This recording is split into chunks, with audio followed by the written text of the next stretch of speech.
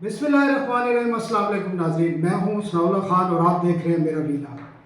नाज़रीन, आजकल आप देख रहे होंगे बिजली के बिलों के हवाले से काफ़ी कंसर्न शो किया जा रहा है और हुकूमत ने कोई नया सिस्टम फिक्स चार्जेस से लगाया जिससे बिजली के बिलों में बड़ी तेज़ी से इजाफा हुआ है।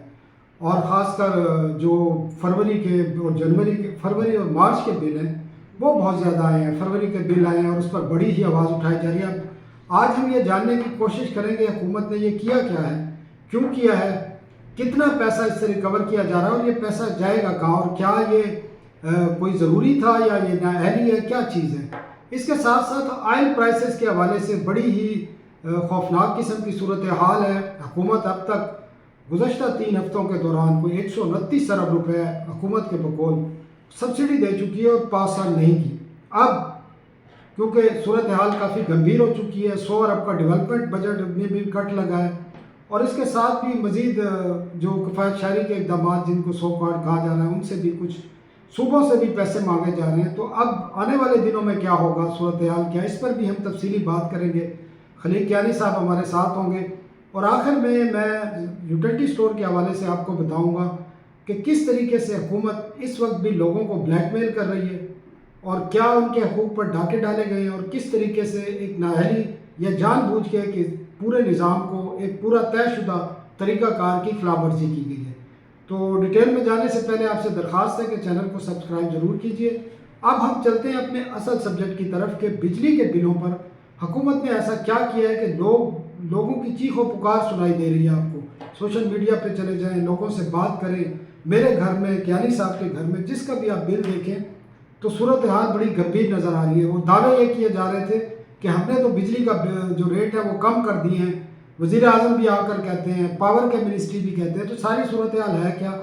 कियानी साहब क्योंकि एनर्जी के बड़े एक्सपर्ट हैं, बड़े 2 तिहाई से ज़्यादा हो गए ये एनर्जी पर लिख रहे हैं, तो ये बेहतर इसके बारे में हक़ाइक़ बता सकते हैं। कियानी साहब, सूरत हाल क्या है और वजह क्या थी, ये लगाया क्या गया है, तो एग्जैक्ट हमारे नाज़रीन को बताएं।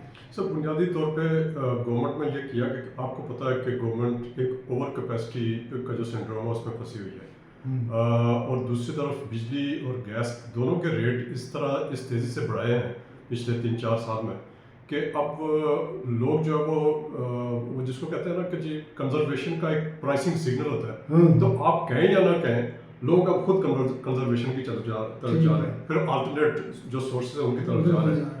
तो दोनों चीज़ों का इम्पैक्ट ये पड़ रहा है कि एक तो आपने ओवर कैपेसिटी बुक की हुई है अपना जो पावर सेक्टर है उसमें, और दूसरी तरफ लोग जो आपका जो ग्रिड से उससे निकल रहे हैं।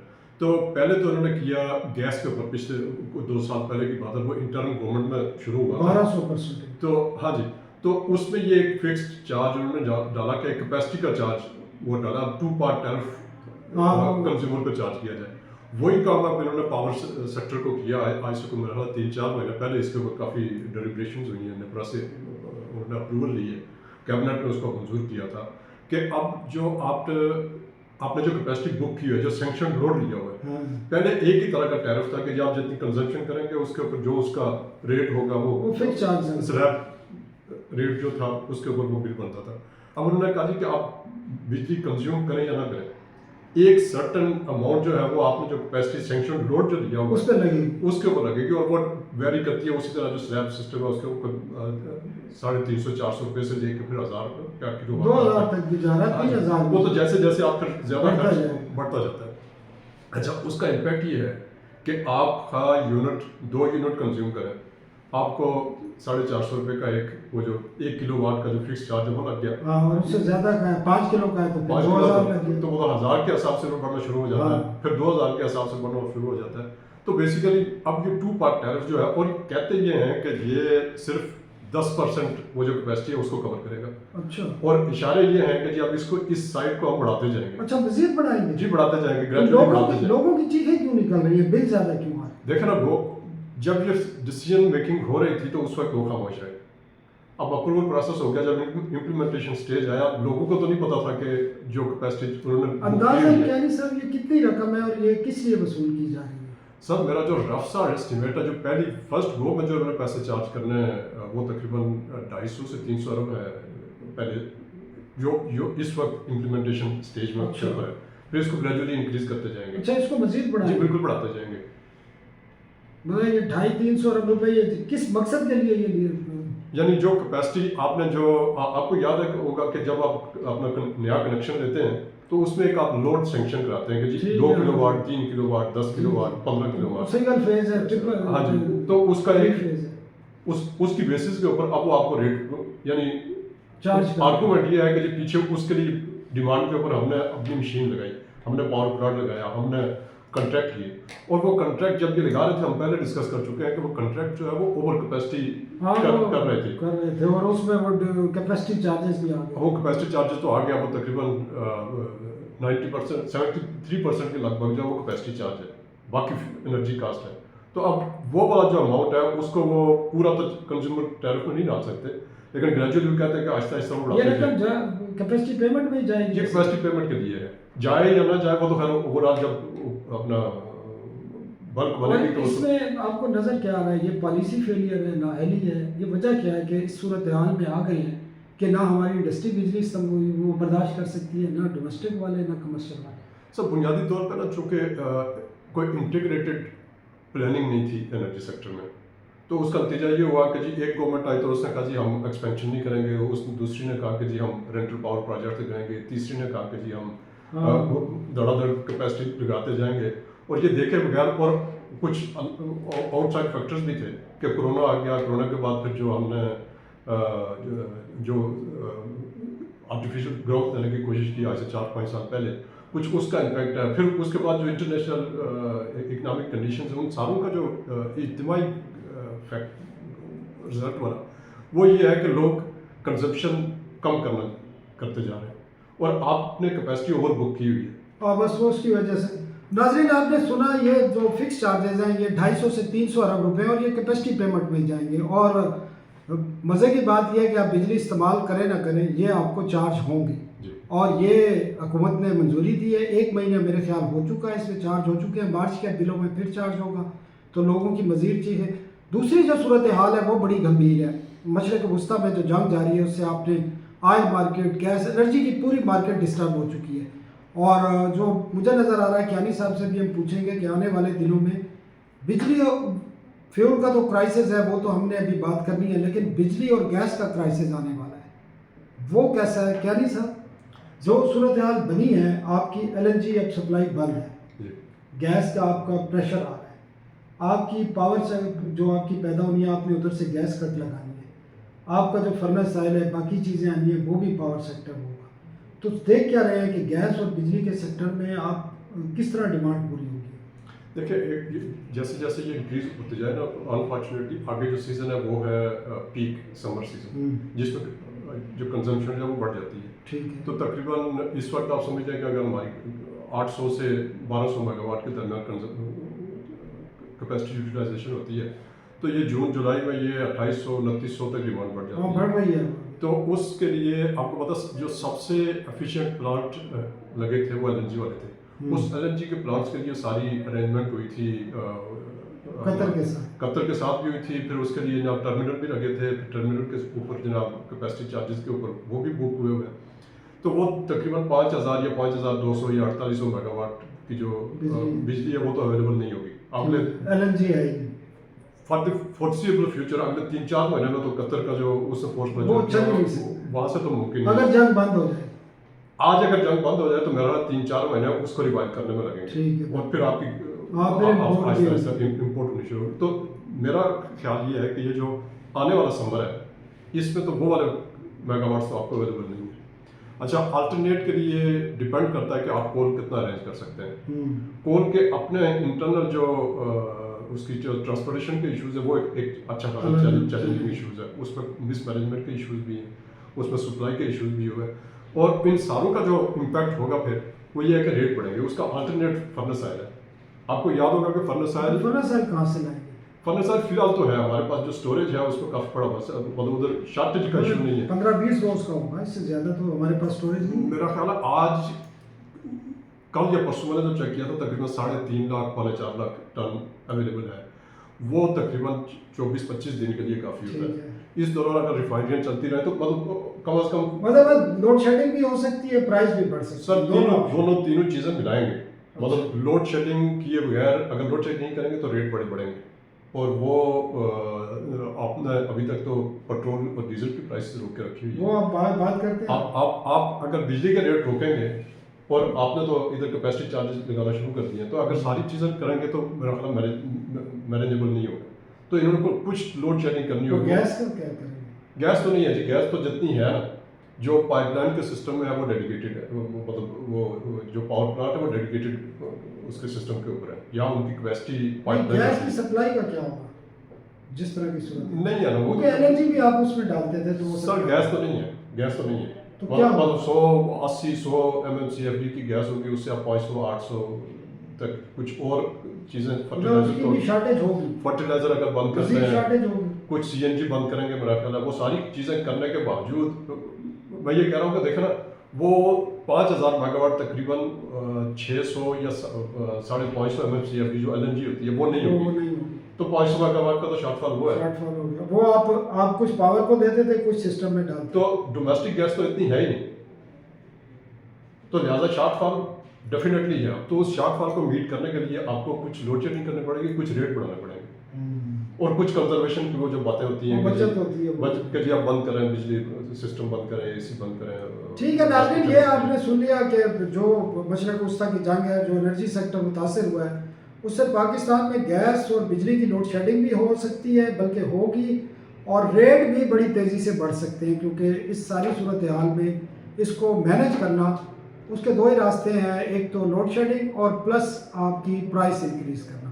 ایک اور بڑا سیریس ایشو ہونے والا ہے ہمارے ساتھ، کیونکہ 3 ہفتوں سے جنگ کی وجہ سے آپ کو پتہ ہے کہ خام تیل بھی، اس کے علاوہ پیٹرول اور ڈیزل بڑی تیزی سے ان کی انکریز ہوئی ہے، اور ابھی کوئی صورتحال نظر نہیں آ رہی کہ کیا ہوگا. آگے جمعے کو پرائس پھر فکس ہونی ہے، اور اگر حکومت انکریز نہیں کرتی ہے تو پھر حکومت کو پیسے دینے پڑیں گے، اور صرف جو پرائس انکریز ہو رہی ہے اس کے نہیں ہونے، 3 ہفتے جو پرائس انکریز ہے وہ بھی اس میں شامل کرنی پڑے گی یا سبسڈی دینی پڑے گی. کیا نہیں صاحب، یہ تو بڑی خطرناک صورتحال ہے. 129 ارب آپ دے چکے ہیں.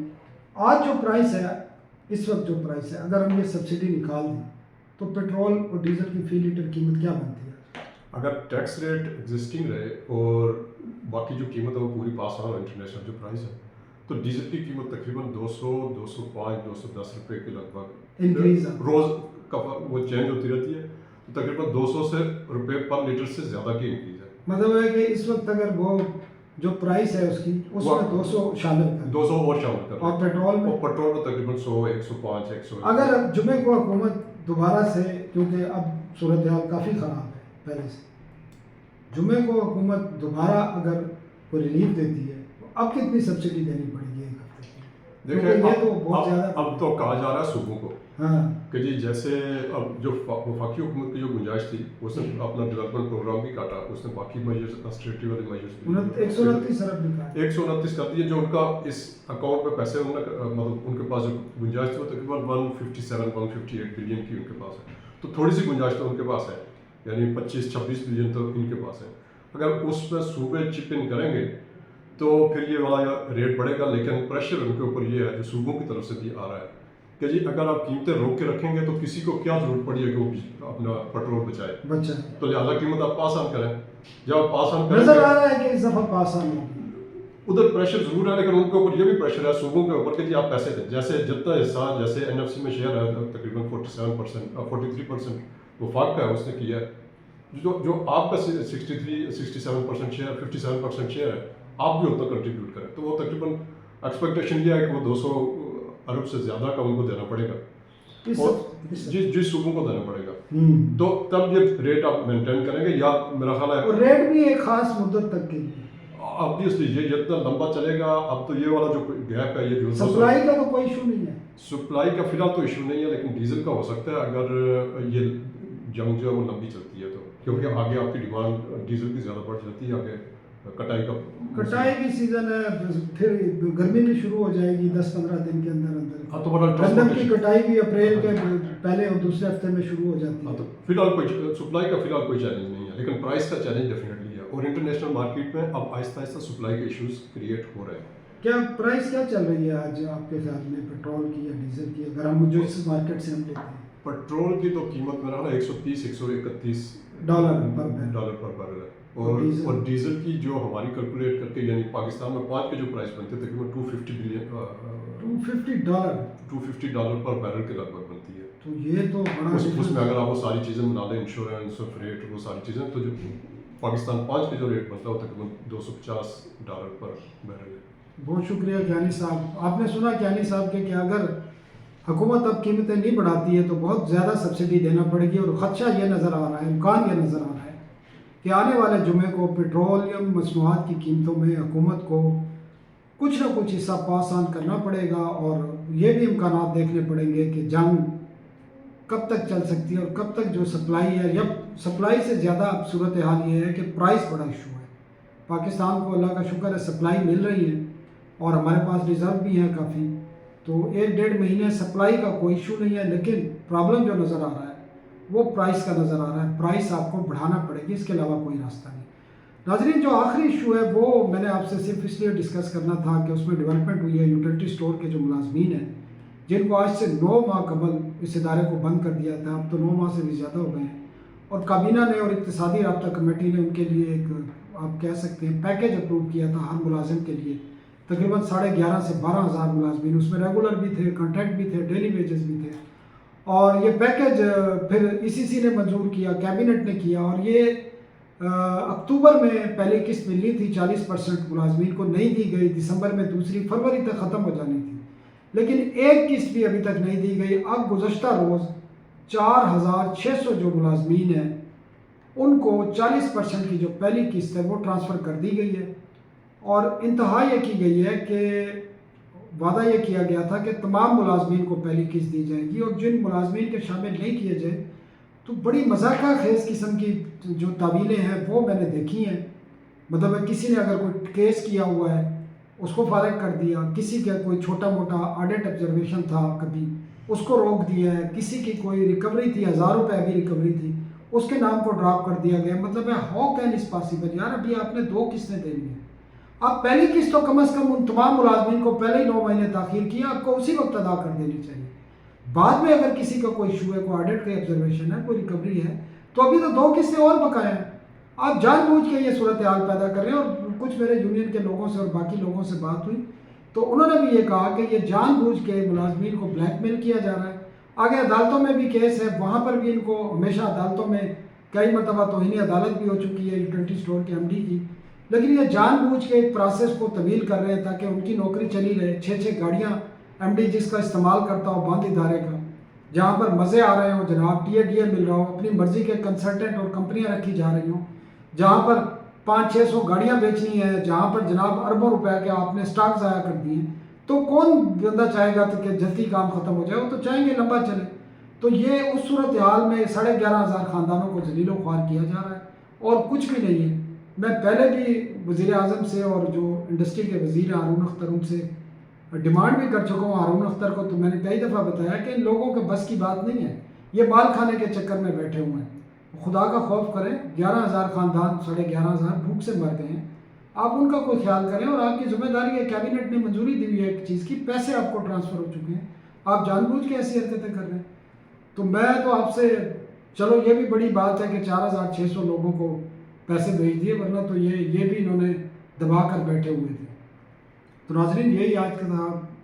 چینل کو سبسکرائب ضرور کیجیے اور اپنا فیڈ بیک دیتے رہیے. اللہ حافظ.